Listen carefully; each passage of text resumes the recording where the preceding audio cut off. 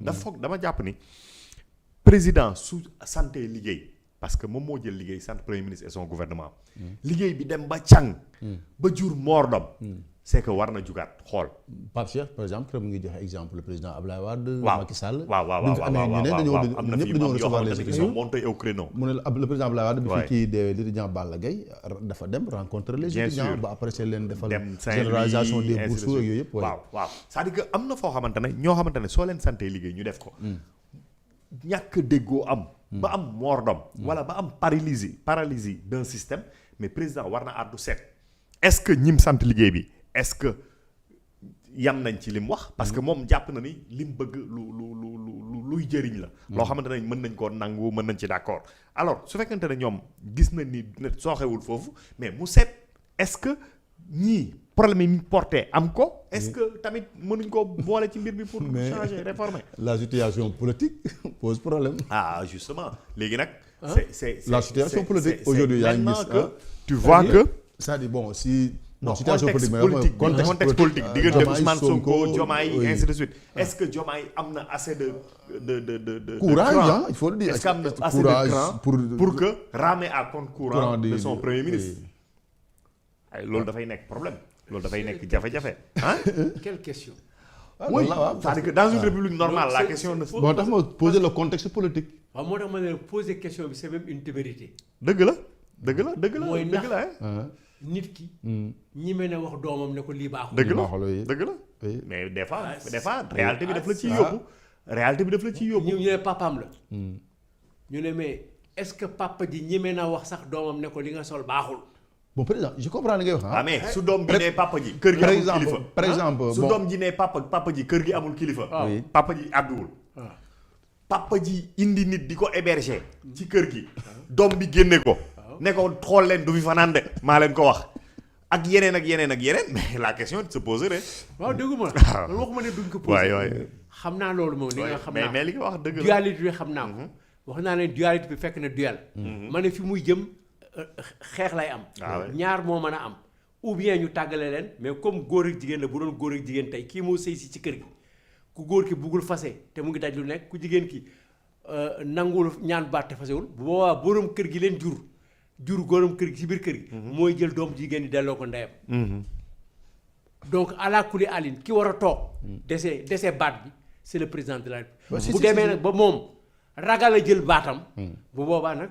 bon je pense que même les étudiants l'ont interpellé ne ko génn sa pataaral gii nga nekk. non gis naa seen conférence de presse bi ni ñu waxee ak yooyu noonu. et dafa am plusieurs problèmes yu muy soulever mais en tout cas ci wàllu wi moom jot na président. ci wàllu wi ak ci yeneen mais surtout ci bii jog na président parce que fi mu ne nii li commencé di am xam nga lan la avec sentiment bu grave avec la presse gis nga demoon na ba bloqué la presse a demandé boobu président ba léegi en bañ fii tamit mais xam nga presse ñu bëri ragal nañ ko yéen mënu leen nekk pression ci gouvernement mënu leen grève wala boog soo leen grévé marche ngeen di def ñu mate leen ku nekk dem toog jàpp ci ñaar mu jeex mais étudiants yi élèves yi doomu réew mi boobu dafay poser problème mais xam nga li gën a graaw li Diomaye di renvoyé fi mu ne nii Sénégalais yi dégg naa ci conférence de presse étudiants yi ñu wax ko mooy lan njiit bu matul jiit c'est-à-dire que président buñ yaakaaratul la Diomaye loolu la commencé di nekk président boo xamante ne kenn yaakaaratu la bu coow amee kenn du déggoo li ko ndaw si wax am na une étudiante bu wax seen conférence de presse bi non j'ai plus les termes mais genre fexe montre-nous que tu existes quoi que tu es là loolu la wax c'est pas le mot de Gbagbo de madame Gbagbo. waaw non c'est-à-dire que ñu jox la charge yu toll ni charge chef de l'État ñi nga jiite dem ba jàpp ni puusoo paasoo ndaw sax wax na lool genre yooyu puusoo paasoo defoo diddiwoo waxoo kilifa gi mi ngi ci kër gee ngi toj ñi ngi tox lu leen neex jigéen ñee ngi def lii góor ñee ngi mais kenn déggul sa baat yow waxoo c'est un problème war na jug àddu ci dëkk bi président heureusement xaw na sori sax mais président dafa war a waxtaan ak sénégalais yi bëri na lu fi xew mu noppi muy pourrir mu noppi ñi di jaaxle dafa war a jug waxtaan ak sénégalais yi ci xolu sénégalais yi ak ci xelu sénégalais yi yaakaar parce que yaakaar mi ngi bëgg yàqeeku xaw ma nuñ koy waxee mi ngi bëgg a tas bu problème amee est-ce que mais la question léegi defe naa ne am na ay ñu génn ci ligne bi c'est-à-dire ñoom ñaar la woon ñu génn ci ligne ah ok am na ñu génn ci ligne bi léegi parce que waxoon nañ ne fii ma ne mais gouvernement bi ni mu dundee nii ci congé bi ak yooyu yeneen ministres yi nekk ci biir lan moo ci seen xalaat booba temps am nañu ñaari sorties yoo xam ne yi wax nañ ko fii que ministre de finance ak ministre du plan et de l'économie et du plan am na génn ñuy génn dafay wane ne nekkuñu en face avec le premier ministre. Ouais. mais loolu ay geste la. wala ay actes yu ndaw la. mais tey am na ay nit politique yoo xam ne taxaw nañu y a des députés yu wax ne situation bi lii ak lii génn nañ ci. am na ñu génn. des militants du PASTEF des grands combattants. des hauts commandants dans l'armée du PASTEF génn nañu. ne yéen li ngeen fi nekk seen bopp ngeen fi nekkal. ay wax dégg nañ ko. am na ñoo xam ne ba ci tey li ñuy ubbee tey ci Waly Bodian. wax ne nañuy nangu ne fii échec la. fii baaxul dañu juum. donc moo lay wan ne on commence dina am ñu génn ci loolu nag di koy indi mooy une bonne explication et une bonne communication. L'essentiel c'est de montrer ku nekk dafa war a def te ala kuli alin tey li ñu waroon def defuñu ko. mais dañu waroon def defuñu ko nag ba mu indil ñu étudiants yi ak nii ba nit dee ci. est-ce que dañuy continuer ñoom di seetaan ba réew mi àgg fu mu waroon àgg wala dafa am ñeneen ñoo xam ne dañu war a ñëw pour attirer leen seen responsabilité pour wax leen ne li ngeen waroon def defu leen ko lii ngeen di def leen di war a lii bu ñu déggul nag ci Sénégal yi xam ne wax nañu ñooñu jëf nañu.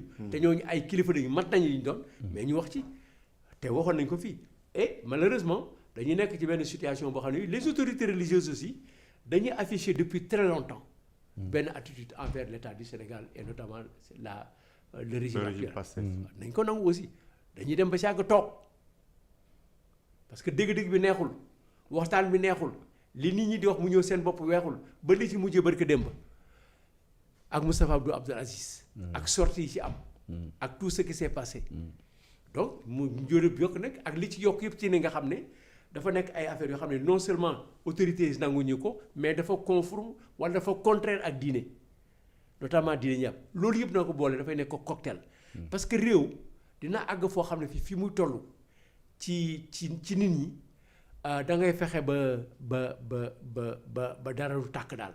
ok mais président li ma seetlu c'est-à-dire bu dee affaire réew mi ni muy doxee chaque jour ku bëgg a gis président léegi sax boo amee jafe-jafe sa xel sa du dem si moom parce que da nga naan man du ma recevoir peut-être il veut pas mettre mal à l'aise son premier ministre du ko bëgg a désavouer mais pourtant sur le plan politique il a désavoué publiquement.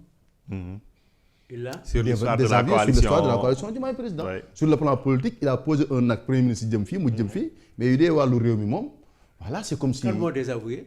mais le président Diomaye a désavoué son premier ministre sur le plan politique à travers la coalition Diomaye président par exemple. que Ousmane Sonko dit que du ñu jiite Mimi day génn kii day dem mu posé acte. mais ci wàllu réew mi moom. mais xam nga loolu encore bu ñu ci naree jugé Diomaye du sotti. Diomaye nañ ko jugé ci politique bi mu déterminé jox ko premier ministre loolu Diomaye président ak Pastef bokk ci woon seen relation loolu bokk ci dans la détermination de la